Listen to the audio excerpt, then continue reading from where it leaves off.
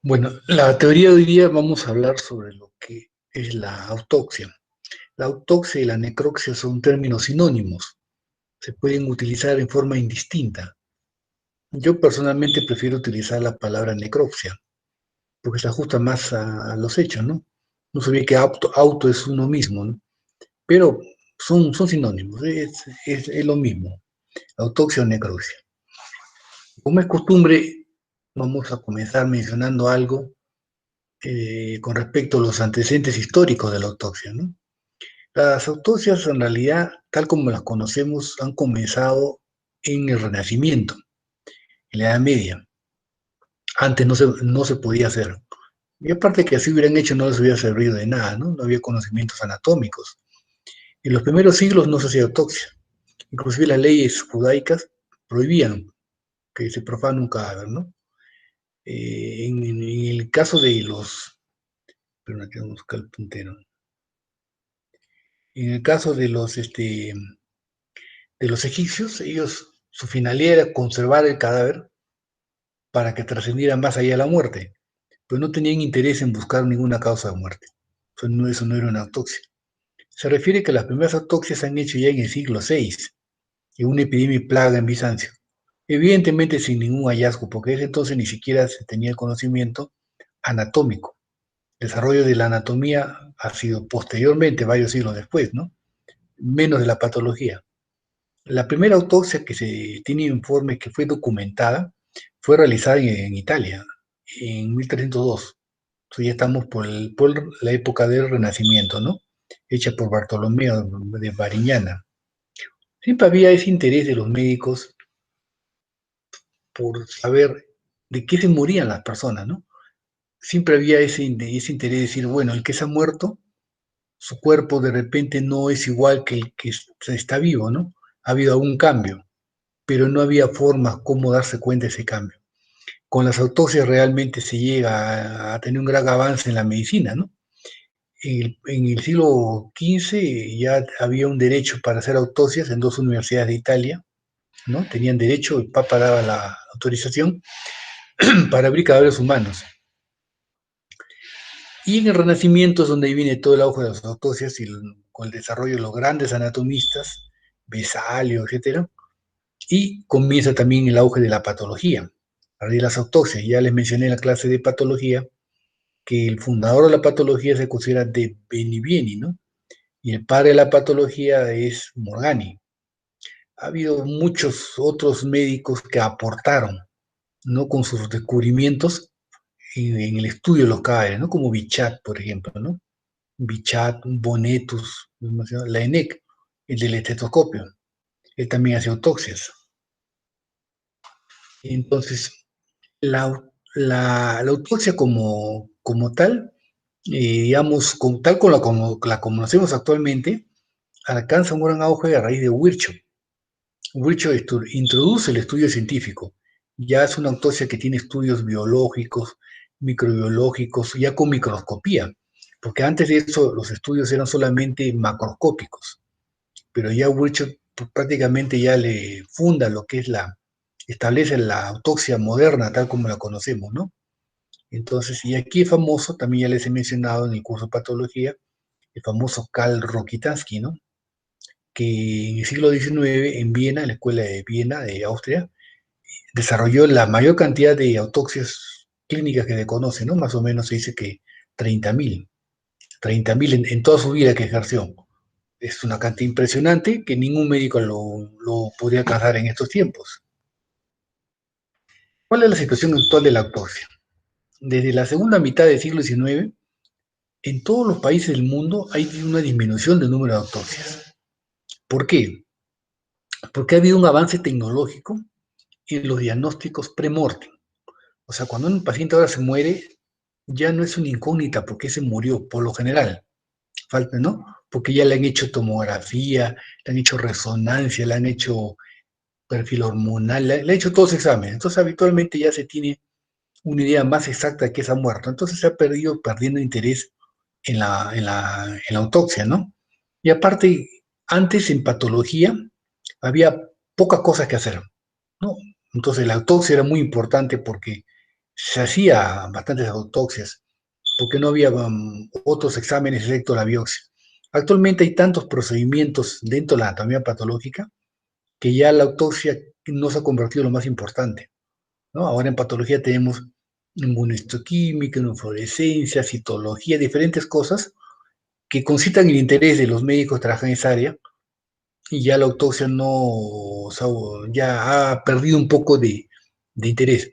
Sin embargo, la autopsia sigue siendo una piedra angular en el desarrollo de la medicina, como les voy a mencionar. En Estados Unidos, en el año 83, mira, solamente el 15% de los fallecidos eran autopsiados. 15% era un montón. Ustedes ven cuánta gente muere en Estados Unidos, pues un país que tiene más de 300 millones de habitantes, ¿no? Entonces, en el Perú no hay estudios sobre qué porcentaje de los fallecidos tienen autopsias. En los hospitales que se hacen las autopsias clínicas es muy poco. Esperan que pasamos el curso y no ha habido ninguna autopsia ahí. Las únicas autopsias que ahorita son más frecuentes son las autopsias médico-forenses, porque son obligatorias. La autopsia médico-forense, ¿no? Es obligatoria, entonces ahí sí se tiene que hacer. En el caso de las clínicas se han reducido bastante, pero son muy importantes, ¿no? En la época que yo era residente, más o menos en el hospital se hacían 6% de los fallecidos, que parecía poco, pero en realidad ahora parece mucho, porque actualmente en ningún hospital ni el 6%, ni el 1%, ¿no?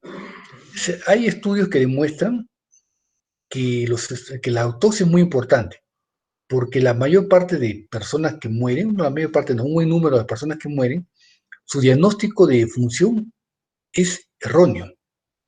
No se olviden que en gran parte de los pacientes que se mueren son porque el médico no ha podido hacer un buen diagnóstico, o habiendo hecho un buen diagnóstico no le ha hecho un buen tratamiento.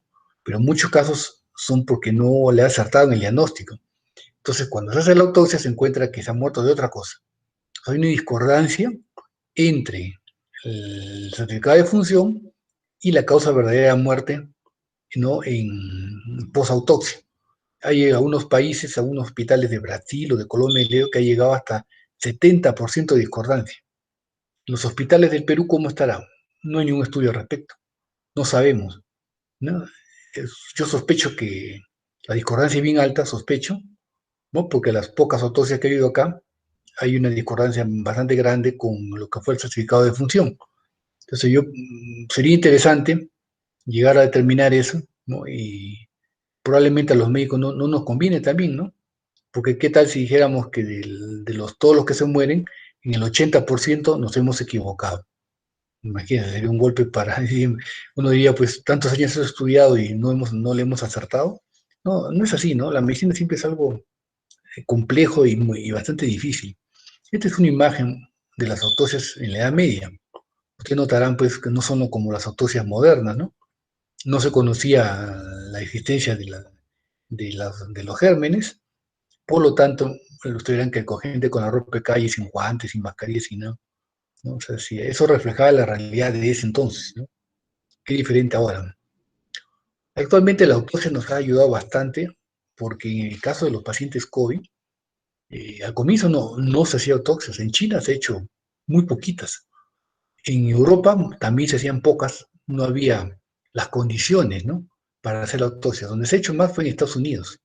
Cuando ya el virus llega a Estados Unidos se ha hecho más autopsias, pues tienen más hospitales y mejores condiciones, y ya han comenzado a aparecer una serie de hallazgos que han servido de valor para enfocar el tratamiento, ¿no? Ustedes verán que se ha encontrado que este virus producía trombos, microtrombos. No se sabía eso. Y gracias a ese hallazgo, ahora se ha agregado, ¿no? Tratamientos antitrombóticos. ¿Ya? Entonces, la autopsia es útil, tiene bastante utilidad. Hay dos tipos de autopsias, la autopsia clínica y la autopsia forense o médico-legal, que es la que corresponde a este curso. La autopsia clínica hacemos a pacientes de muerte natural, habitualmente se hace en los hospitales. La autopsia forense o médico-legal son pacientes que por lo general tienen muerte violenta y que lo hace el médico legista, designado por el fiscal o el juez. Vamos a decir algo al comienzo de la autopsia clínica, ¿no? Y la autopsia clínica es un conjunto de actos científicos técnicos que son útiles para investigar las muertes, ¿no? En las que el estudio clínico no ha sido suficiente para establecer el diagnóstico de la enfermedad causante, ¿no? Pues veo, se me murió el paciente, estoy seguro que acerté en el diagnóstico, estoy seguro que le di el tratamiento adecuado. ¿Y por qué se me murió entonces? Porque en algo me equivoqué, probablemente en el diagnóstico o en el tratamiento, ¿no? Y a veces la autopsia nos aclara y, ¿no? Y nos hace ver cosas que no habíamos visto en la parte clínica, ¿no? Entonces, a veces las imágenes dicen, ¿no? Compatible con, ¿no? En vida, compatible con, pero a la hora que lo abres no está, ¿no? Me acuerdo haber visto acá en el hospital hace unos años una muerte materna, ¿no? Con autopsia, la operan a la gestante y a partir de ahí comenzó su problema, ¿no? La toxicidad, la anestesia en el hígado y todo. ¿El por qué lo operan? Porque en la ecografía le vieron cálculos, decían, cálculos vesiculares, pero en la autopsia cuando abres la vesícula, ¿no? O sea, no, perdón, la vesícula vino primero a patología. Y ahí antes se abrió la vesícula y no había ningún cálculo de nada. Vaya barro biliar. ¿Qué es lo mandatorio? Lo que uno ve ya en la pieza quirúrgica. Y ya vino una serie de eventos. A veces uno cree, cuando el paciente está vivo, está convencido que tiene tal cosa. Se ve en la imagen, es compatible. Pero ahora que uno lo ve en vivo y en directo, ya la cosa cambia. No, no es nada seguro. También la autopsia clínica se utiliza en aquellos casos en que a pesar de que tienen un diagnóstico, y saben por qué se murió, hay un interés científico en conocer otros aspectos del proceso, ¿no? Que puedan ayudar en su comprensión. Ese caso de los pacientes que han muerto con COVID. Todo el mundo sabía que se habían muerto del virus de COVID, no había ninguna duda. Pero había interés por conocer otros aspectos del proceso que puedan ayudar a comprender esta enfermedad. Entonces, no solamente es para este caso, sino también para este, ¿no? Casos en los cuales uno indica una autopsia clínica. Hay varias razones en las cuales estaría indicado. Primero, en muertes en las cuales la autopsia puede contribuir a la explicación de las complicaciones médicas, ¿no? Claro, a veces no sabemos cuál fue la complicación. Pensamos por la evolución de la enfermedad, por los exámenes de ayuda al diagnóstico, que se complicó con tal cosa. Pero a veces la autopsia nos dice que no ha sido así. Todos los casos en los que la causa de muerte o el diagnóstico principal no sea conocido con seguridad razonable. Esto más que todo se da en niños. Mientras más pequeños, a veces es más difícil encontrar la causa real por la cual se ha muerto. Y tenemos que recurrir a una autopsia, ¿no? A veces no sabemos. Ese paciente se nos murió y dice, diagnóstico, sospechamos tal cosa, descartar otro, descartar. Todo vamos descartando, pero tenemos que saber de qué se murió el paciente, ¿no? Si no, nos quedamos en descartar y no llegamos a la raíz del problema. También en los casos en que la causa de muerte puede aportar a la familia o a la sociedad en general datos de importancia. Ejemplo, el COVID, ejemplo de enfermedades de tipo genético, en los cuales la posibilidad que la familia tenga a alguien con el mismo defecto también es mucho mayor. También en muertes inexplicables tras procedimientos diagnósticos o terapéuticos. Esto caería quizás, se denuncia en el campo de la autopsia médico-legal, ¿no?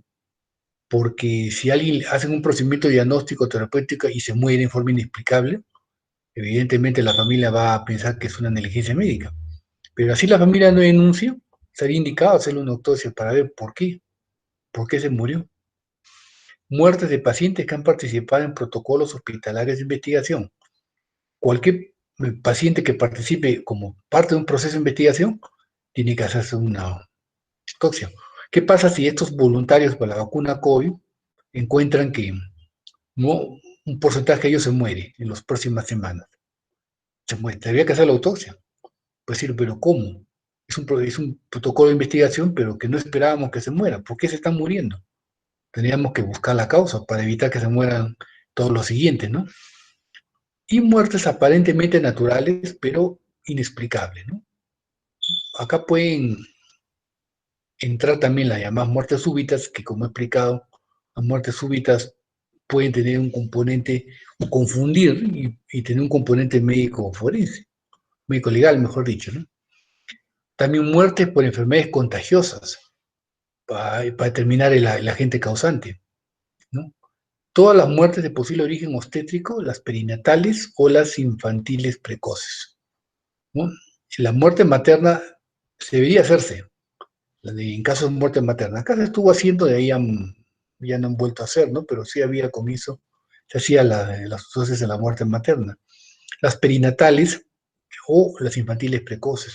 En el caso de los perinatales, es aconsejable cuando se hace la autopsia que no solo le manden al feto o recién nacido, sino que le manden también la placenta, porque a veces la causa está en la placenta, ¿no? Muertes por enfermedades ambientales o laborales, ¿no? Esto también es importante porque puede ser por una enfermedad ocupacional y esto genera a veces una demanda en campo civil y hay que demostrar que realmente el tóxico del ambiente la ha causado la muerte. Muerte de donantes de órganos en vida en los que se sospeche la existencia de una enfermedad que pueda repercutir en el receptor. Hay personas que, estando vivos, donan un riñón y después de un tiempo esa persona que ha donado su riñón hace alguna enfermedad mayormente, puede ser autoinmune, ¿no? Entonces, lo más probable es que eso repercute en el riñón que ha recibido el donante. Se puede replicar la enfermedad, entonces hay que conveniente hacer una autopsia. Bueno, las muertes en las primeras 24 horas, esto debería ser, como ya le dije, autopsia forense, ¿no? Podría ser autopsia forense, salvo que nosotros tengamos la seguridad que no ha sido muerte violenta, ha sido muerte natural, y aunque sean las primeras 24 horas, queremos darle el certificado, ¿qué hacemos? Hacemos una autopsia clínica, ¿no? No lo vamos a mandar al Ministerio Público, si estamos seguros que es muerte natural. Ya les conté que el fiscal se molesta. En varias oportunidades han venido a reclamar, diciendo, si ustedes así se en las primeras 24 horas, pero ustedes están seguros que no ha sido muerte violenta, ¿para qué lo mandan al Ministerio Público? La norma dice, pero ellos están muy ocupados y eso tienen que hacer ustedes en el hospital, ¿no? Pero si usted hay evidencias o sospecha de muerte violenta, y si no, muertes que puedan estar influidas por la estancia hospitalaria, o sea, muertes que pacientes que están mucho tiempo hospitalizados, de ser muertos por una complicación, de repente una infección intrahospitalaria. También en los casos que es muerte natural, pero no tiene certificado de función. Entonces sabemos que es muerte natural. En ese caso se hace una autopsia clínica. Y en casos de que el cadáver vaya a ser cremado. Todo cadáver que va a ser cremado debe tener una autopsia clínica previa. Existe en la ley. En el caso de la gente que ha muerto con COVID, salió una norma, ¿no? Que exonera de la obligación de hacer la autopsia en los casos que van a ser cremados, por el riesgo de contagio, ¿no? Entonces, pero sí, fuera de la epidemia del COVID, cualquier cadáver que va a ser cremado tiene que tener una autopsia obligatoriamente, obligatoria. Ahora, la autopsia forense, que es la que nos interesa en este curso, ¿no? Es un conjunto también de actos científicos, técnicos, pero que tienen otra finalidad. Contribuyen a la investigación judicial en aquellos casos de muertes violentas o sospechosas de criminalidad. Muertes violentas o sospechosas de criminalidad, ¿no? Homicidio, suicidio, accidente, sospechosas, entran ahí las muertes súbitas, ¿no? Entonces hay que hacer ahí para ayudar a la investigación judicial. O en las muertes que se reclame una presunta negligencia médica. Es un error que cometen los pacientes. Si el paciente quieren demandar al médico por negligencia médica, pero no dejan que le hagan la autopsia. Entonces, con eso le están dando una ventaja tremenda al médico, ¿no? A veces he tenido colegas así que han venido desesperados, me dicen que me van a denunciar por negligencia, pero no quieren que le hagan la autopsia. Mejor, pues les digo, mejor porque no te van a poder denunciar, porque al final ellos dicen que se han muerto por una cosa, tú le dices que se han muerto por otra, queda pues prácticamente la palabra uno con la palabra de otro. Si no ha habido la autopsia, es bastante a veces difícil demostrar que ha habido una negligencia médica. O sea, cuando los familiares no dejan que le hagan la autopsia y quieren denunciar la negligencia, ellos se están perjudicando, porque la carga de la prueba recaería en ellos. Ellos tienen que demostrar que había una negligencia. Entonces, si les pasa algo así, ¿no? Si les pasa algo así y la familia che que lo va a denunciar, y le dice, pero deme el certificado para enterrarlo una vez, sin autopsia, dele, porque va a ser ya bien difícil que les puedan denunciar y comprobar que han tenido una negligencia médica, ¿no? La autopsia forense difiere de la autopsia clínica por su objeto y su técnica. Bueno, el objeto va a ser diferente, ¿no? Es investigación judicial. El otro es aclaración de casos de muerte natural, ¿no? Que ya hemos mencionado. La técnica va a variar un poquito en ambas. Nos va a ayudar a definir si la muerte es natural o muerte violenta. Porque cuando uno hace una autopsia forense, puede ser muerte violenta, pero también puede ser que encontremos que fue muerte natural y que parecía violenta. Y también la etiología médico-forense. La etiología médico-forense es homicidio, suicidio, accidente, ¿no? Y la autopsia forense nos ayuda a determinar eso. Si se hace en un feto, ¿no? En un feto, se debe determinar si era viable o no, ¿no? O sea, si podía nacer vivo o no. Y eso es en función más que todo de las semanas de edad gestacional, ¿no? Hay que determinar si nació vivo y si murió de muerte natural o violenta. Es importante si nació vivo. Cuando una persona llega a nacer vivo, tiene partida de nacimiento y tiene derechos patrimoniales, ¿no? Fue un ciudadano, que sea por minutos, horas, fue un ciudadano con todos sus derechos y después murió. En cambio, si es un natimuerto, no. Si nunca vivió, no tuvo esos derechos. Y también determinar si se murió de muerte natural o muerte violenta, en el caso del feto, ¿no? Eh, pero que es, ya. La autopsia forense, entre otras cosas, nos permite establecer la causa también, el tiempo aproximado de muerte, cuánto tiempo ha pasado ¿no? La data de muerte, que ya les he explicado en otra clase, el modo y mecanismo de muerte, cosa cómo murió.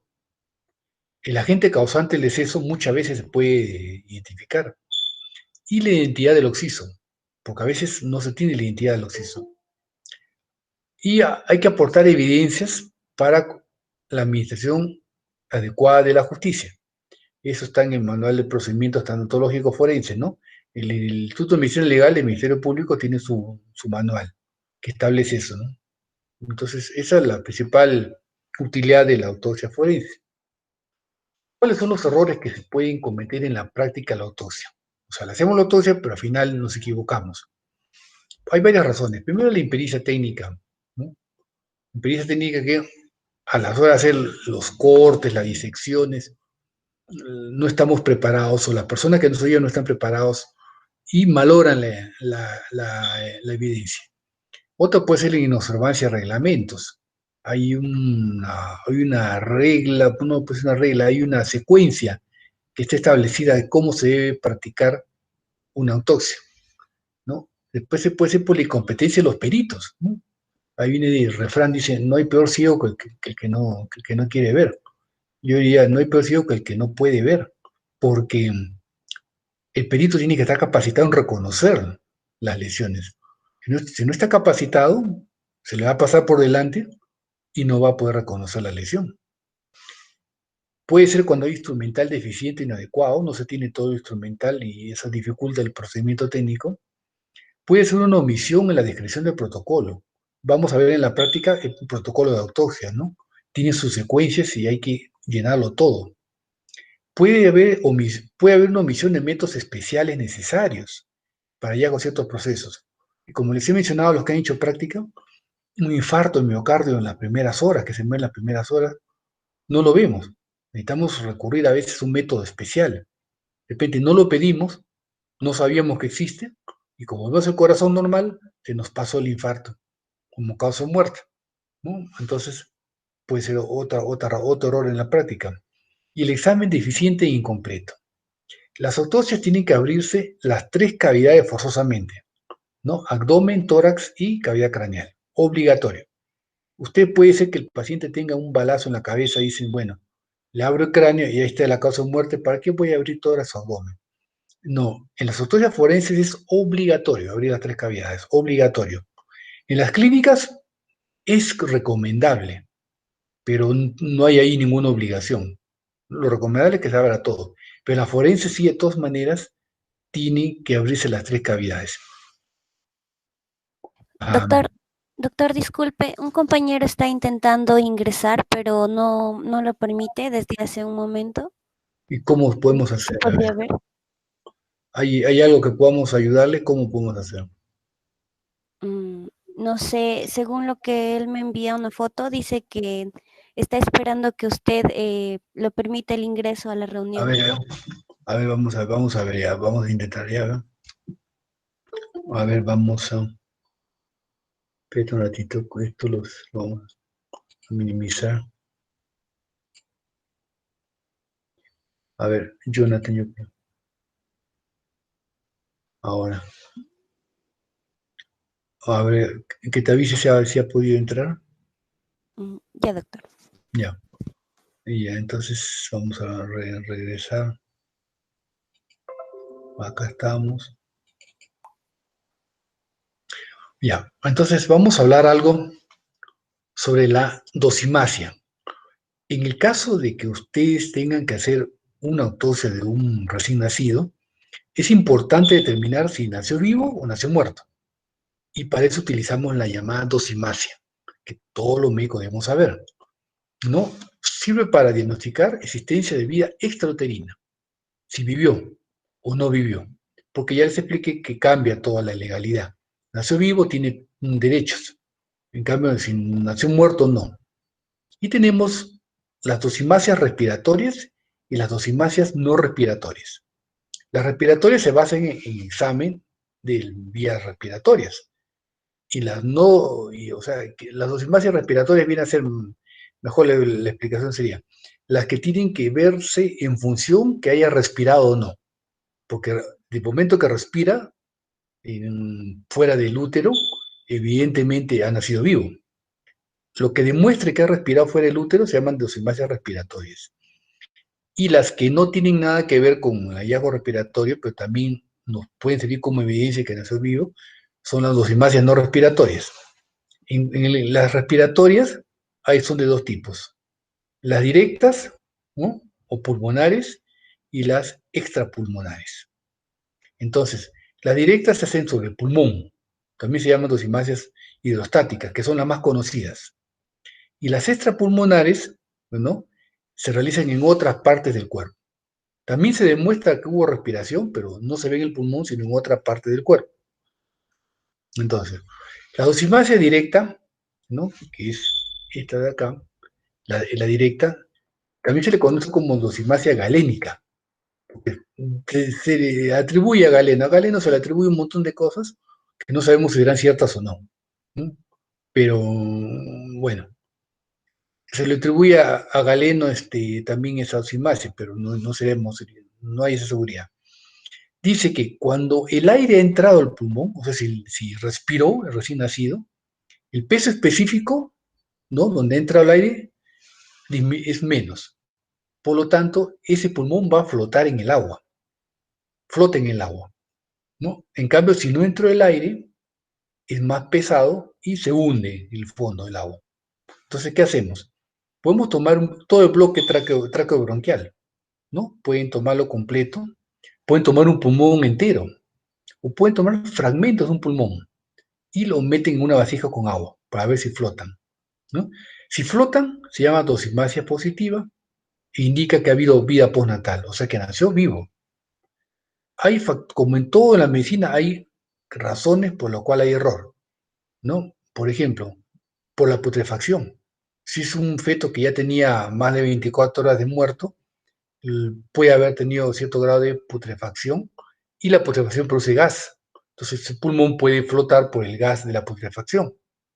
O también puede ser que el pulmón esté insuflado por la reanimación, ¿no? Nace el niño sin respiración, lo intuban, le ponen su ambú y le dan ventilación, eso insufla el pulmón, el niño nunca estuvo vivo, pero le metieron aire en el pulmón y eso puede hacer que también flote.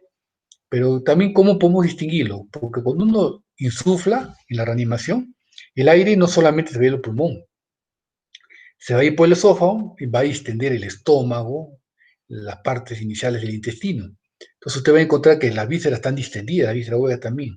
Entonces uno dice esto porque ha sido insuflación pulmonar, ¿no? Por la putrefacción. ¿Cómo descartaríamos? Por el tiempo de muerto, ¿no? Ya está en descomposición, eso no lleva error. Si no, la dosimasia positiva es muy importante, ¿no? Ahora, también podemos hacer una dosimasia óptica o visual, ¿no? O sea, en el cual no lo metemos en agua, pero la imagen de un pulmón aireado es diferente a un pulmón no aireado. El aireado es rosadito, ¿no? Y no aireado es violáceo. Entonces también la dosimasia visual se llama, ¿no? Y también hay dosimasia histológica. Eso hacen corte de pulmón, se ve al microscopio, y tenemos que cuando ha respirado, vamos a encontrar alvéolos distendidos con aire. ¿No se acuerdan de haber visto en patología? Ven alvéolos distendidos. Si no ha respirado, no hay aire en los alvéolos, todos están pegados, las paredes están colapsados. Es una dosimasia histológica. Y las dosimasias extrapulmonares, o sea, no se ven en los pulmones, pero también nos indica que el niño ha respirado, ¿no? Es, por ejemplo, la gastrointestinal. Se verifica porque hay presencia de aire en el estómago. Entonces, ¿qué hacemos? Ligamos la entrada y la salida del estómago, ¿no? Y lo cortamos. Y, y lo abrimos bajo el agua, lo metemos bajo el agua y lo cortamos. A la hora que si salen burbujas, había aire ahí. Y si había aire ahí es porque el niño ha respirado, o sea, ha nacido vivo, ¿no es cierto? Es una, también puede ser punzando la membrana timpánica, también bajo el agua. Ahí es que meter la cabecita bajo el agua. Si punzan el tímpano, también se harán unas burbujitas de aire, ¿no? Porque también indica a la hora que uno respira, no se olviden ustedes que por el oído, llega al oído medio también el aire. Entonces, a la hora que respira, no solamente va a los pulmones, va a otras partes también el aire. Esas son las dosimasias extrapulmonares. La más usada es la dosimasia directa, o hidrostática, ¿no? Esta sería una dosimasia negativa. Un pedazo de pulmón lo pone en una vasija con agua y esto indica que no ha respirado. Acá no hay aire, se ha ido al fondo, ¿no? Y la dosimasia positiva, inclusive ustedes ven el color, ¿no? El pulmón que no ha recibido aire, miren el color que tiene, violáceo. Y el pulmón que sí se ha aireado es rosado, ¿no es cierto? Y flota, ¿no? Así que con agua. Esto indica que ha habido respiración, ¿no? Ha nacido vivo y ha respirado. Dosimasia positiva. Ustedes pueden concluir que nació vivo. ¿Cuánto tiempo murió? Ya vienen ya otros exámenes, ¿no? Pues nació vivo. ¿Cuáles son los fines de la autopsia forense? La autopsia forense tiene varios fines. Primero, pues, establecer la identidad del fallecido, ¿no? Establecerla, o sea, porque no siempre tenemos la identidad. No siempre tenemos la identidad fallecida. A veces tenemos, ¿no? Un ratito.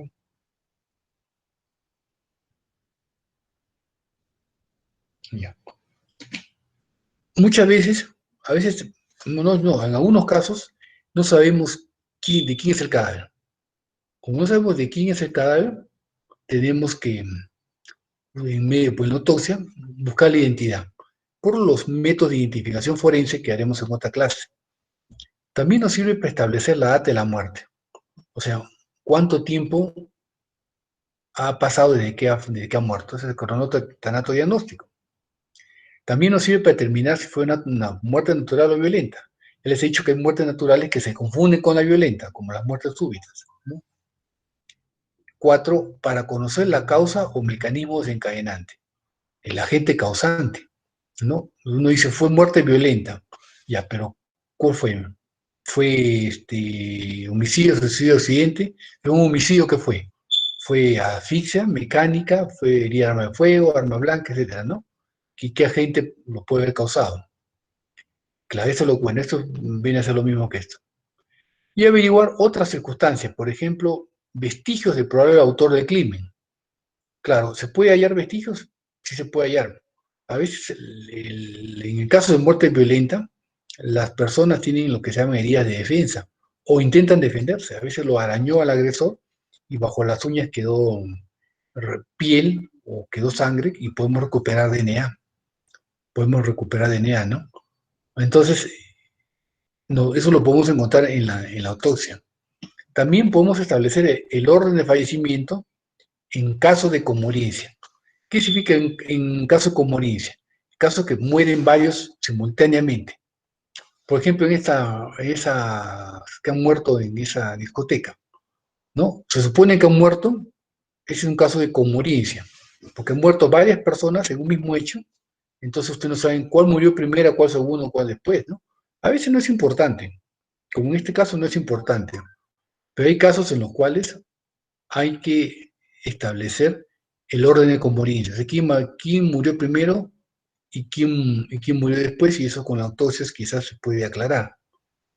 Y también para perennizar los hallazgos, ¿no? Como elementos probatorios. ¿Qué significa perennizar los hallazgos? ¿No? Cuando uno hace una autopsia, puede tomar fotos, puede filmarlo, ¿no? Puede guardar elementos, ¿no? Que nos sirvan como elementos probatorios cuando viene ya la investigación fiscal. ¿En qué casos estaría indicado la autopsia forense? Te da indicado en varios casos. Muertes violentas, ¿no? Todas de cajón, ¿sí? Muertes súbitas o muertes naturales sin tratamiento médico. Acá a veces el médico nadie quiere darle el certificado porque ni nadie lo trató y siempre queda una duda. Entonces termina en el Ministerio Público una autopsia médico forense, ¿no? También muertes naturales con tratamiento médico, pero circunstancias sospechosas, ¿no? Sospechosos. Yo le doy, por ejemplo, le di a un paciente un Panadol con un mucoso y se murió. Eso no mata a nadie. Entonces son circunstancias sospechosas, entonces el médico no quiere darle, ¿no? Y termina en el Ministerio Público, un momentito, ¿no?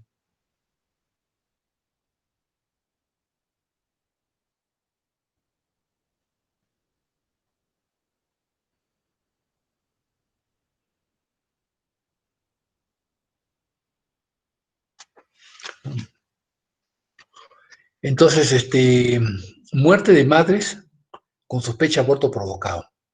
Claro. Hay sospecha de aborto porque el aborto provocado es un delito. Entonces, ese tiene que ser forzosamente, ¿no? Yo les aconsejo, se murió, a veces el aborto puede matar también a la mujer, ¿no? De preferencia, sospecha de aborto es mejor que vaya al Ministerio Público, porque a veces no se puede distinguir muy bien el aborto espontáneo del aborto provocado. Si es provocado, es médico forense obligatorio. Víctimas de infanticidio, ¿no? Las muertes de personas que están detenidas, por ejemplo, en una cárcel y fallecen, piden autopsia médico forense, porque ahí puede haber un homicidio. Podría ser que la persona detenida le dio un infarto, mala suerte, en la cárcel justo se murió, pero podría ser que lo hayan matado. Entonces tiene que haber autopsia forzosamente, ¿no? Muerte de persona con litigio por negligencia, esto es lo que les mencioné antes. Las personas que van a hacer, o sea, los familiares que van a denunciar a alguien por negligencia médica, ¿no? Tienen que tener la autopsia del fallecido. Y ahí el familiar comete un error. Quieren denunciar la negligencia o la denuncian, pero no permitieron la autopsia. Lo enterraron. Cuando van al proceso de investigación, el Perú demora las investigaciones a veces años. Pasó 2 años, 3 años, llega a la fase oral, dicen, ya no hay autopsia, exhumación. Y a veces ya es casi nada lo que se ve en la exhumación. Entonces, ante la duda, a veces queda en nada, ¿no? Si alguien va a hacer una demanda por negligencia médica, lo aconsejable es que tenga autopsia el cadáver, ¿no? Los cadáveres que van a ser inhumados en el extranjero, los que van a ser enterrados fuera del Perú, ¿no? Muere en el Perú un extranjero, se lo llevan, tiene que haber una autopsia previa, y los cadáveres que van a ser cremados, que ya les mencioné que es de ley, es obligatorio cadáver cremado, y si han muerto por muerte violenta, tiene que tener autorización del fiscal o del juez para hacer el proceso de cremación. En cuanto a las técnicas, ¿no? Hay varias técnicas. La técnica de Rokitansky era una disección in situ, o sea, abría el cadáver, pero no sacaba las vísceras, sino que in situ examinaba la víscera y encontraba los hallazgos, ¿no? Esto es lo que se usa actualmente en la técnica, a veces en la técnica forense, ¿no? Examinar el cadáver, las vísceras in situ, para no perder las relaciones. Como ya veremos, por ejemplo, una herida de Parme Fuego, orificio entrada, hay trayectoria, orificio salida, y si uno saca todo, a veces pierde esa relación, ¿no? En el caso, esta técnica fue modificada por Gong. Gong a la disección in situ le agregó ya, después que la extracción hacen el examen in situ, ya la extracción de las vísceras, pero en bloque. No de una en una, sino que en bloque. Se corta cada nivel de la laringe y se saca todo el bloque de las vísceras. O sea, están juntas. No se pierden las relaciones, ¿no? Virchow también hacía lo mismo. Reconocía las vísceras in situ y luego se extraían las vísceras y los examinaban por separado. La técnica de Virchow es bien útil, por ejemplo, en las autopsias clínicas, ¿no? Uno ve in situ y luego saca las vísceras, diseca una por una para ver qué lesiones tienen. En cambio, en las médicos forenses, la disección de la técnica de Rokitaki es la que más se usa. Hay varios tipos de incisiones para la autopsia. En la práctica vamos a ver algunos ejemplos, pero Virchow hacía una sola incisión, ¿no? Bajo el mentón hasta el pubis. La incisión que más se utiliza actualmente es esta. Algunos hacen en T, pero mayormente es en Y, ¿no? Es una incisión que comienza desde el pubis, en línea recta, hasta la horquilla del esternón, y ahí se abren dos hojas. Esto permite separar todo el peto external y abrir la cavidad abdominal, ¿no? Pero aparte, lógicamente, se abre cráneo, lógicamente, ¿no? No quiere que no se abre cráneo. Tenemos la incisión en T, que es muy parecida a Y, también se puede usar. Esta prácticamente no se usa, nunca he visto que nadie use esta, ¿no? Pero estas son, esta es la que más se usa, esta es la que se usa. La de Virchow prácticamente casi no se usa mucho, ¿no? ¿Qué problemas tener qué problemas se nos pueden plantear al hacer una autopsia? Tenemos que, por ejemplo, en los fetos y en recién nacidos, es aconsejable que le manden la placenta y el cordón, ¿no? Sea autopsia clínica o sea autopsia forense, es aconsejable, si es posible, que le envíen la placenta y cordón, porque a veces la causa está ahí, ¿no? Se muere el feto, lo acusan de una negligencia, y encuentran que el cordón, supongamos que tiene una atresia de cordón, se han muerto por una malformación, no se han muerto por ninguna negligencia. Si no le mandan esto, es difícil, ¿no? Siempre, cuando dicen que estudia feto, van por el hospital, placenta y cordón tiene que mandar para completar el estudio. En el caso de pacientes posoperados, cuando se muere un posoperado, ¿no? A veces se muere en el acto operatorio, a veces se han muerto y su cirujano lo han mandado a la morgue y ni siquiera ha cerrado la herida, porque dice, como ya está muerto, ¿para qué le va a cerrar la herida? Y el doble trabajo hay que cerrar la herida, ¿no? En el caso de los posoperados, es importante, antes de hacer la autopsia, conocer el reporte operatorio y la historia clínica. ¿Qué diagnóstico tenía? ¿Por qué lo operaron? ¿Y qué encontraron en el reporte operatorio? Porque la cirugía ya les altera la anatomía normal. De repente ya le sacaron la vesícula, otras cosas, y ya le cambia todas las relaciones. Es aconsejable entonces pedir el reporte y la historia clínica. No se aconseja hacer la incisión por la orilla operatoria, sino hacerlo por la manera que ya les expliqué, ¿no? Puede ser que la orilla operatoria esté acá, ¿no? La orilla operatoria puede estar acá, pero ustedes no van a cortarlo por acá. O sea, ampliar la herida operatoria no es lo aconsejable. Dejen la herida donde está y hagan su incisión que deben ustedes hacer, ¿no? ¿No? Ahora, si encuentran una fístula, hay que, ¿no? Si encuentran una fístula, tienen que colocarle sustancias de contraste.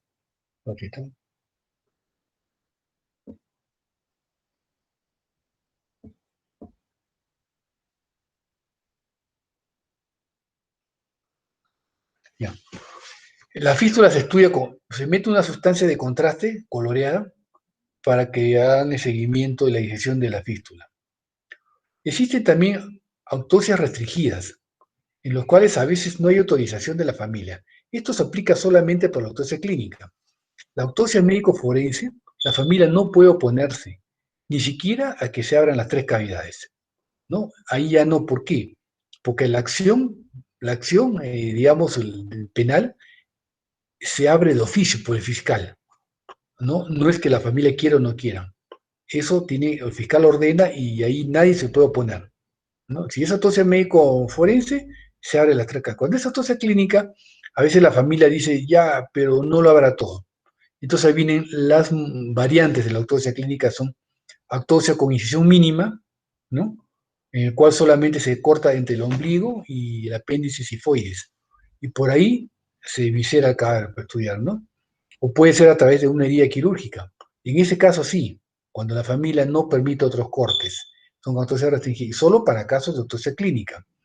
O también las llamadas autopsias con aguja. Usan la aguja de Wien-Silverman, que es la que se usan para tomar biopsias. No sé si es la misma que tiene como un gancho, donde se queda un cilindro de tejido.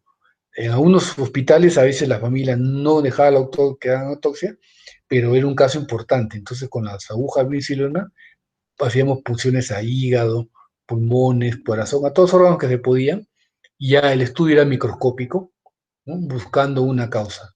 Solamente esto se puede aplicar a autopsias de tipo clínico, no a las forenses.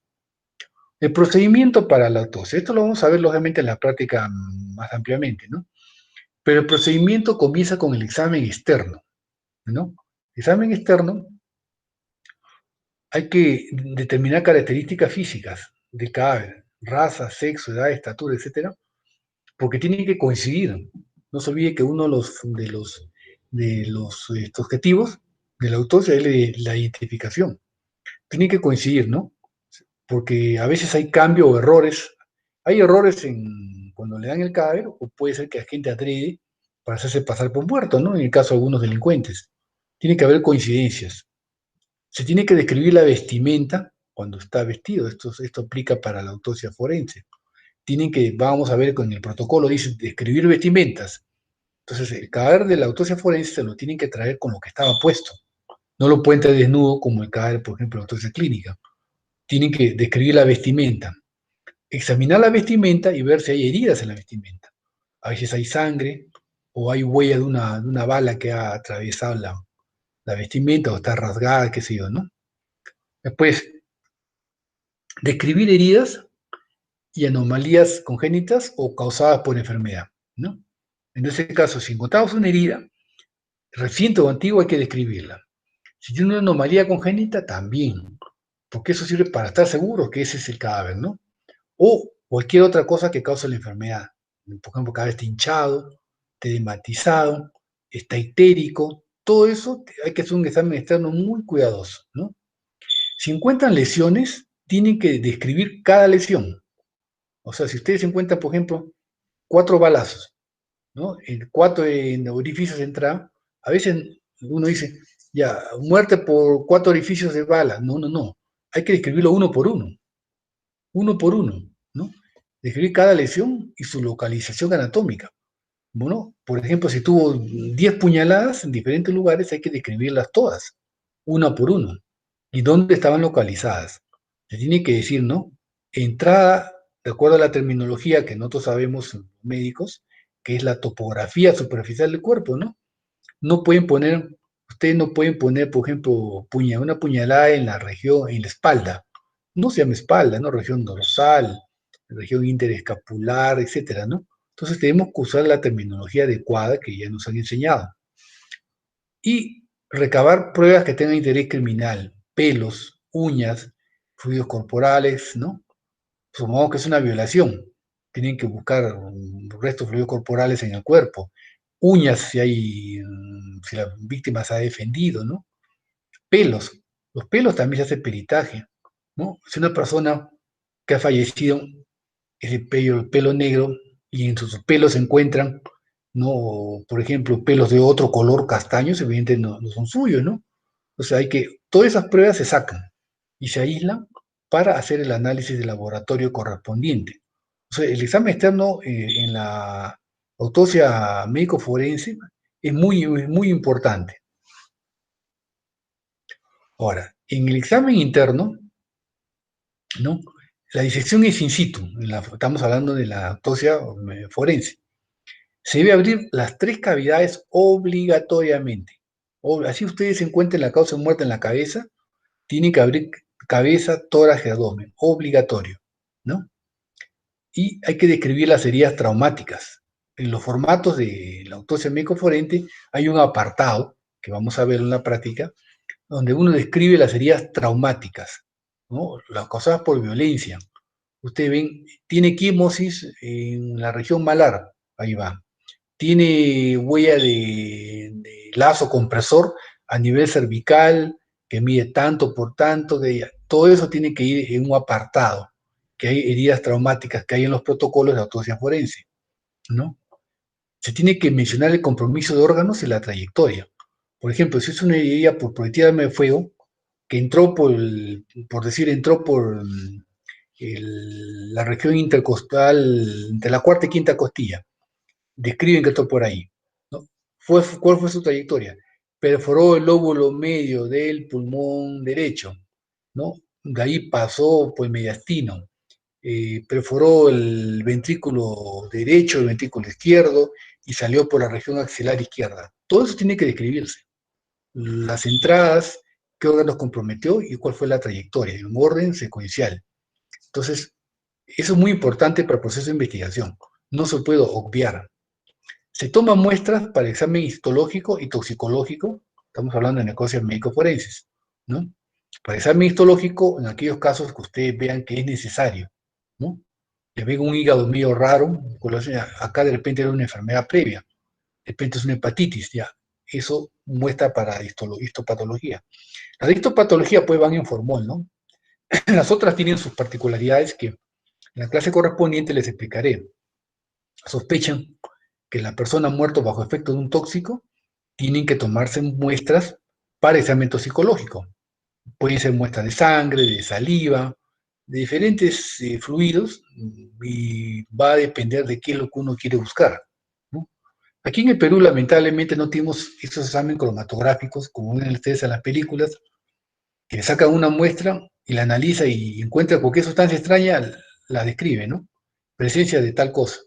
Habitualmente aquí, pues, uno es más limitado y uno tiene que decir, sospecho 3 o 4 cosas. Ya, esas nomás me tiene que buscar el equipo que tenemos, ¿no? Y si no están esas, no lo va a reportar, ¿no? Nos falta bastante, como se dice. Es cuestión de logística eso, ¿no? Existen las autopsias parciales. ¿Cuáles son las autopsias parciales? Son las autopsias que se practican en casos en los cuales no le dan el cadáver en su totalidad, ¿no? Le dan una parte del cadáver. Puede ser por un accidente intenso, por ejemplo, un accidente de aviación, o fue atropellado por un tren, ¿no? O fue desmembrado, quien lo mató lo ha desmembrado. Que le dan, por ejemplo, la cabeza y el tórax. Es parcial. De todas maneras es una autopsia, ¿no? De la parte que se encuentre, si no hay otra forma de recuperar el resto, ¿no? ¿No? Entonces, se tiene que hacer, en el protocolo se hace igual, ¿no? Pero solamente examinando las partes que le dieron, pues, ¿no? Si le dan el tronco y la cabeza, no van a describir, pues, miembros, ¿no? Porque no hay, ¿no? No. Ahora, en esos casos, la causa de muerte, si está en la parte que les han entregado, pueden ustedes concluir, pero podría ser que en la parte que les dan, ahí no esté la causa de muerte, ¿no? Pues supongamos que le metieron un balazo en la cabeza, y ustedes le dan solamente el tronco con una pierna, no tienen cómo saber que ha sido por herida de arma de fuego en la cabeza, ¿no? Solamente uno concluye en base a lo que tiene. Y si en la parte que tiene no está la causa de muerte, tienen que ponerlo, ¿no? Que no se encuentra la evidencia o la causa de muerte en la parte del cadáver recibida, que hemos recibido tal cosa, ¿no? Hay casos en los cuales se va a dar, ¿no? A veces uno cree que para hacer la autopsia médico-legal tienen que encontrar todo el cadáver. No, no es así, ¿no? No necesariamente. Hay normatividad con respecto a esto, ¿no? Vamos a revisar algo de normatividad. Ya le dije que usted no es abogado, ¿no? Sino médico. Entonces yo le pongo el número de artículo, pero no es necesario que se acuerden ningún número. Lo importante es que sepan que existe algo que dice tal cosa. Y si quieren buscarlo, ya se van pues a la ley y lo buscan, ¿no? Según nuestro Código Civil, el cadáver se convierte en un objeto de derecho, que ya les mencioné eso, ¿no? Mientras estamos vivos somos sujetos de derecho. Tenemos derechos que nos protegen, ¿no? Entonces tenemos derecho a la propiedad, hay una serie de derechos. El cadáver ya no tiene derechos, se convierte en un objeto de derecho, ¿no? Entonces el cadáver pasa a ser propiedad de alguien. Por eso también tenemos que cuidar los cadáveres que están bajo nuestro cuidado. Supongamos que tenemos el cadáver de alguien y nos equivocamos y lo mandamos a cremar, la familia nos puede demandar, porque es propiedad de sus deudos. Entonces, ¿no? Es como un objeto, como si ustedes le quitaran su televisor, cualquier cosa, también los denuncian, pues son objetos, pues, ¿no? Están protegidos por la ley. Y en la Ley General de Salud, que es la ley que regula nuestro trabajo, bueno, esto ya lo hemos mencionado, ¿no? Que a partir de, bueno, esto, ¿cómo se considera una persona que está muerta? Esa misma ley dice que es responsabilidad del médico tratante, del médico legista que hace la autopsia, o el médico que es señalado por el establecimiento de salud donde ocurre el fallecimiento de la persona, extender debidamente el certificado de función correspondiente. O sea, siempre hay un responsable, ¿no? El médico tratante es el primero que tiene que dar. El médico legista en aquellos casos en que ha ido a autopsia, médico forense. El médico legista tiene la obligación de dar el certificado de función. O puede ser que se murió en un establecimiento de salud y no estaba ya el médico tratante en ese momento, estaba de descanso o guardia. El establecimiento tiene la responsabilidad. El director del establecimiento designa a otro médico que le emite el certificado de función. Eso que hacen a que se acá de decir, su médico está de descanso o guardia, viene dentro de 2 días, regrese, no, no es así. La gente no conoce sus derechos. El establecimiento de salud tiene que establecerse, porque claro, siempre y cuando sea muerte natural, ¿no? Se murió de una enfermedad, estaba internado acá, así no esté su médico tratante, para eso está el jefe de servicio, o el médico de turno, el médico de piso, que es el quien debe entregar en base a la historia clínica el certificado de función correspondiente. Ahora, esto es lo que le dije, en la misma Ley General de Salud. No procede practicar necrosis por razones clínicas cuando las circunstancias de la muerte del paciente suponen la obligación de practicar la necrosis de ley. O sea, si es muerte violenta, homicidio, suicidio, accidente, es la obligación de necrosis de ley. Entonces, no se debe hacer necrosis por razones clínicas, ni menos otorgarle certificado de función, ¿no? Ahora, en el misma Ley General de Salud establece algunas razones por las cuales se practica la necropsia. Y ahí misma ley dice que se puede hacer necropsia por razones clínicas.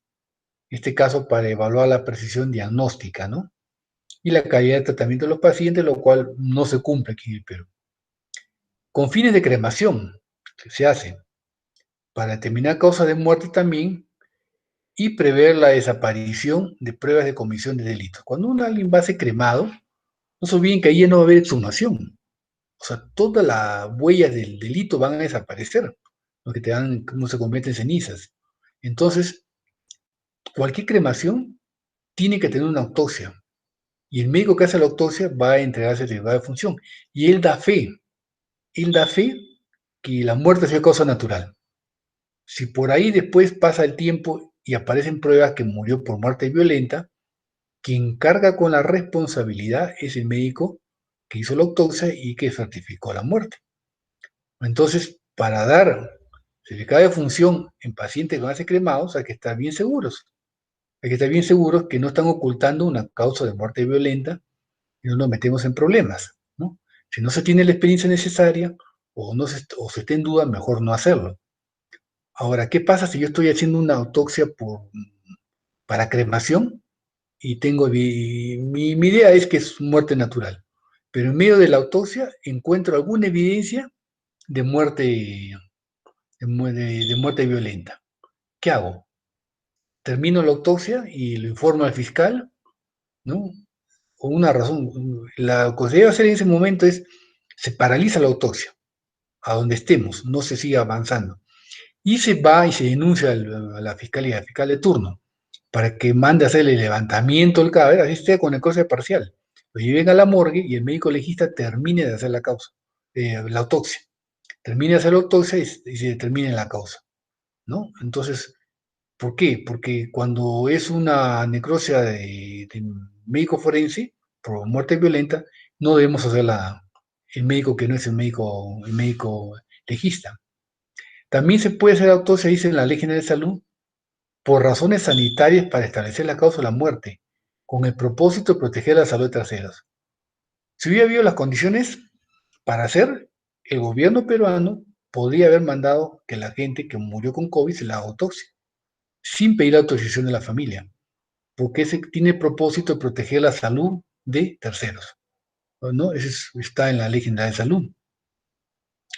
Y también dice la Ley General de Salud en este artículo que la autopsia se hace por razones médico-legales para determinar la causa de la muerte en los casos que la ley lo establece, ya está establecido, o sea, muerte violenta, o cuando lo ordena la autoridad judicial competente o para precisar la identidad del fallecido, ¿no? La autoridad judicial nos puede ordenar que se haga la autopsia, por alguna razón, tenemos que hacerla, ¿no?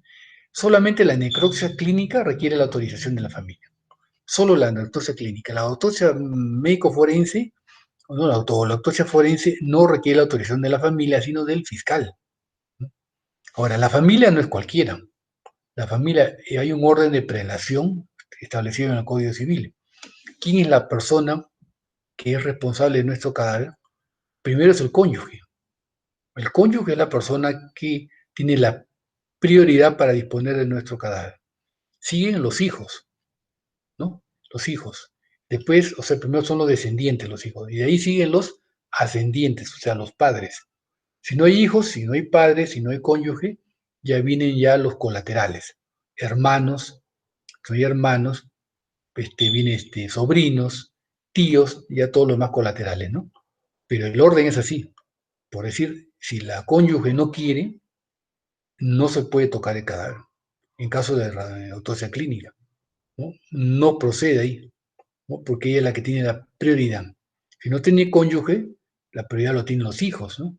Y así, en ese orden, ¿no? Ahora, bueno, esto lo establece la Ley General de Cementerios, que es normatividad vinculada a los cadáveres, ¿no? Que eso ya creo que ya lo saben. Todo cadáver debe ser inhumado dentro de las 48 horas que haya fallecido, y no antes de las 24. O sea, la ley dice que entre 24 y 48 horas ahí debe ser sepultado, ¿no? Salvo mandato de la autoridad de salud o mandato judicial. La autoridad de salud puede decir que se le entierre inmediatamente, como pasó con los COVID, ¿no?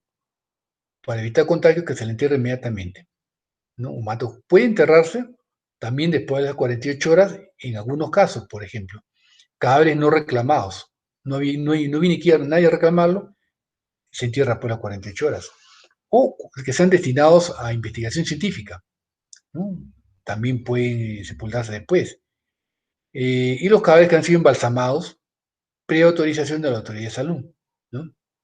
Y también cuando son cadáveres donados, porque una persona puede donar en vida su cadáver para la investigación científica, ¿no? Cualquier persona puede decir, ya, yo cuando muera dono mi cadáver a la universidad tal para que hagan investigación. En ese caso, después que hagan la investigación, hay que sepultarlo. Puede haber pasado un mes, ¿no? Entonces están exceptuados de la norma de ser sepultado antes de las 48 horas. Esa norma de después de las 24 horas, actualmente en el Perú se ha suspendido por la pandemia. Entonces el cadáver se sepulta inmediatamente, lo más pronto posible, ¿no? A veces están sepultando antes de las 6 horas, ¿eh? Dice, ¿por qué? Por razones, ya saben, de salud pública. Bueno, cuando uno lo entierra en un cementerio formal, hay un promotor, ¿no? Tiene que presentar documentos, ¿no? Por ejemplo, el acta de función, ¿no? Y que los restos se encuentren en féretros herméticamente cerrados, ¿no? Con cajones, a excepción de lo que se sepultan en tierra. Se sepultan en tierra a veces no, se hacen una losa de cemento y lo sepultan, ¿no? Pues sí, pero en el Perú es costumbre que a pesar de todo le pongan su cajón, ¿no? Su ataúd que le llaman. La autopsia tiene sus normas de bioseguridad, ¿sí o no? Habitualmente, cuando uno hace una autopsia, a veces, ¿no? Especialmente en la forense, desconocemos enfermedades previas del cadáver, ¿no? El hecho que haya muerto por un balazo no quiere decir que no haya tenido, de repente tenido un SIDA, y no lo sabemos. Entonces, hay que tener una bioseguridad de todas maneras con la autopsia. Por ejemplo, en la población general, hablando del Perú, hay una alta prevalencia de hepatitis B y C, ¿no? Hay bastante hepatitis B, ya que les he mencionado, por ejemplo, la hepatitis C que no tiene vacuna, porque la B creo que les han inmunizado también, pero la C no tiene vacuna. Se calculaba que en el Perú habría más o menos unos 300.000 portadores de hepatitis C, Pues usted puede, lo asaltan al paciente, muere por el asalto, le van a hacer la autopsia al médico forense y tenía hepatitis C y no lo sabían, ¿no? Entonces hay que tener mucho cuidado con las enfermedades de alta prevalencia que están en la población general. En el Perú hay bastante. La presencia de HIV, el virus del HIV también, ¿no? Pacientes asintomáticos está presente en la sangre y en las secreciones. No solamente en la sangre y secreciones, hay otras enfermedades como la tuberculosis. La tuberculosis en el Perú es una enfermedad también de alta prevalencia, especialmente la tuberculosis resistente, ¿no? La tuberculosis multidrogo resistente que le llaman, y que uno se puede contagiar en la autopsia por los aerosoles. A la hora que corta el pulmón, lo lamina, todo, desprende aerosoles que uno puede inhalar. O sea, que hacer la autopsia tiene riesgos. Por eso tiene que haber normas de bioseguridad. No se hacen en lugares improvisados. Tiene que ser un espacio adecuado y equipado para la única sala en la actualidad, la única sala que se puede hacer autopsias más o menos seguras es la sala del Hospital Regional de Cajamarca. En ningún otro lugar de Cajamarca hay una sala de autopsias completa. Tiene su extractor de aire, ¿no? Tiene su mesa, su sistema de agua, una serie de cosas. Tiene todo lo necesario. Es el único lugar. Fuera de eso, hacer una autopsia, fuera de ese lugar aquí en Cajamarca, el riesgo pues aumenta exponencialmente, ¿no? Hay que tener cuidado también en las infecciones que uno puede contraer por las astillas óseas. Cuando ahora que cortamos el cráneo, genera astillas óseas, ¿no? No sabemos qué enfermedad tiene el cadáver. Puede ser las heridas por el mismo instrumental, ¿no? O las agujas, ¿no? Ustedes verán que hay que tener mucho cuidado. A mí me enseñaron, por ejemplo, que para hacer una autopsia, de preferencia no use bisturí para cortar, sino use cuchillo. ¿Por qué? Porque bisturí tiene una hojita, ¿no? Que se coloca, pero que también se puede salir. A la hora que ustedes están cortando y secando, de repente la hojita se salió y no lo encuentran. Sino, y se quedó enterrada entre las vísceras. Eso es peligroso, porque a la hora que ustedes continúan, de repente el filo de la hoja les termina cortando. Entonces, lo que nos mandan siempre de preferencia es utilizar un cuchillo filoso. Eso no se va a desprender más que bisturí, ¿no? Más que bisturí. Entonces, tener cuidado también con agujas que utilizamos para toma de muestras, ¿no? Todo eso hay bastantes riesgos. Se debe usar vestimenta adecuada que proteja 100%, ¿no? 100% de piel y mucosas. A ver, esto se refiere a 100% de piel y mucosas, ¿no? Para evitar contacto con estos agentes patógenos. Ahora, una pregunta que uno haría, ¿no? Por ejemplo, en el caso de que en el COVID, ¿cuánto tiempo el virus vive en el cadáver o es infectante antes de poderlo tocar? Ya saben ustedes que no todos los tejidos y las células mueren al mismo tiempo. Algunas pueden sobrevivir todavía algunas horas, ¿no? En el caso del virus, no hay una respuesta exacta. En el caso del COVID, se ha encontrado que el virus puede seguir vivo después que la persona haya muerto y ser contagioso. ¿Por cuánto tiempo? En algunos estudios decían que al comienzo decían que era mucho, decían 6 días, no puede ser 6 días. Después otros estudios dicen 24 horas, un método de 24 horas. Actualmente a nivel nacional, el Instituto de Medicina Legal, los cadáveres con probable COVID le están dando 36 horas. Una vez que mueran, esperan 36 horas para asegurarse que los virus ya no sean infectantes del virus del COVID, ¿no? Y lo están haciendo ahí. Entonces, bueno, cada virus tiene su, su, su tiempo en el cual vive, en donde entra el cadáver, ¿no? Lo aconsejable es que las primeras 24 horas que hagan una autopsia hay que tener mucho cuidado, ¿no? Porque se pueden contaminar con cualquier agente patógeno. La segunda 24 horas ya es más difícil, hay fenómenos de putrefacción, etcétera, es más difícil. Y por lo tanto, de todas maneras, uno tiene que tener las medidas de bioseguridad. ¿Por qué en el Perú no se han hecho autopsias para muertes por COVID? Porque para muertes por COVID se requiere un laboratorio de bioseguridad nivel 3. Y en todo el Perú no existe un laboratorio con nivel de bioseguridad 3 que tenga sala de autopsias. No, no hay en todo el Perú.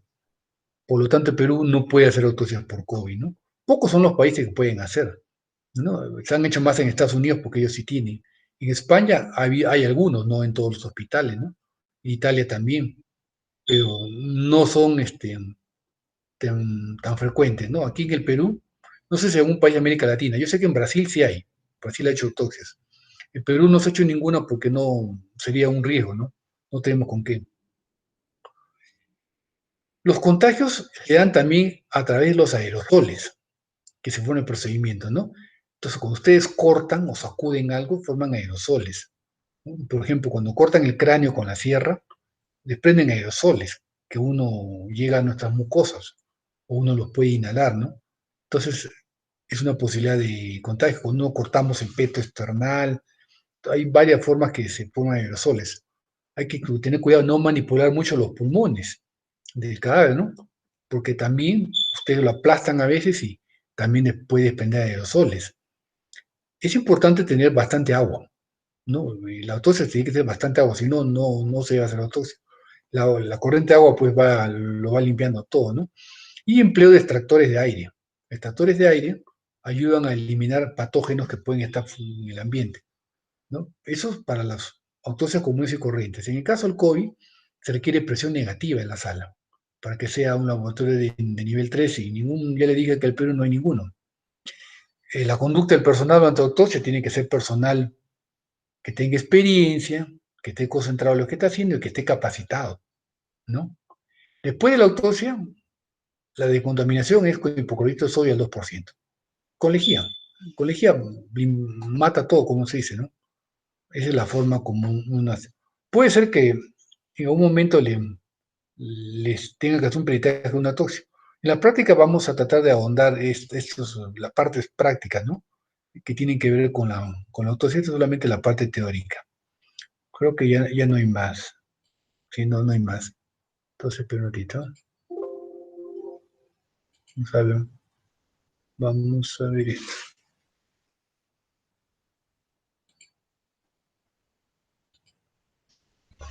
Bueno, ¿hay alguna duda? ¿Se ha entendido todo? ¿Alguna pregunta? ¿No? ¿Hay alguien que, bueno, al final, los que no han podido entrar por alguna razón, ya con el video ya podrán verlo, ¿no? Doctor, Pero buenas tardes. Una sí, buenas pregunta, tardes. disculpe. Sí, sí, Si es muerte natural y va a ser cremado, ¿necesita autopsia? sí, sí, está establecido ya en la Ley General de Cementerios, ¿no? Si va a ser cremado, aunque sea muerte natural, tiene que tener esa autopsia de ley. Excepción hecha con la norma de la emergencia sanitaria, ¿no? Que salió por la pandemia, donde han exceptuado de la autopsia por esta única vez, a los que van a ser cremados lo han exceptuado de la autopsia. Pues normalmente la ley dice que tiene que tener una autopsia obligatoriamente los que van a ser cremados. Gracias, doctor. Bueno, entonces, si no hay ninguna duda, con el grupo A3, ¿no? Nos veríamos a las 6:30 para hacer la práctica. A la delegada, Zaira, te he pasado, antes de la clase, te pasé de la primera práctica, la parte teórica, ¿no? Te fijas si es que te ha llegado para que lo distribuya a los demás, Sí, ¿no? doctor, el Word de la práctica todavía no me llega. Revisé mi correo antes de la clase y no me llega aún. No te ha llegado. No. A ver, voy a ver si de repente ha rebotado, voy a mirarlo de nuevo, porque lo habré pasado a las 3:10, 3:15, por ahí, ¿no? Y si no, lo paso de nuevo, ¿ya? Ya, doctor, yo también voy a revisar de nuevo. Quizás ha demorado en llegar. Puede ser, ojalá. Entonces, ya chicos, nos veríamos a las 6:30 con el grupo, ¿ya? Así quedamos entonces. Ya. Buenas tardes entonces con todos. Hasta luego, doctor. Leo, pues, Leo.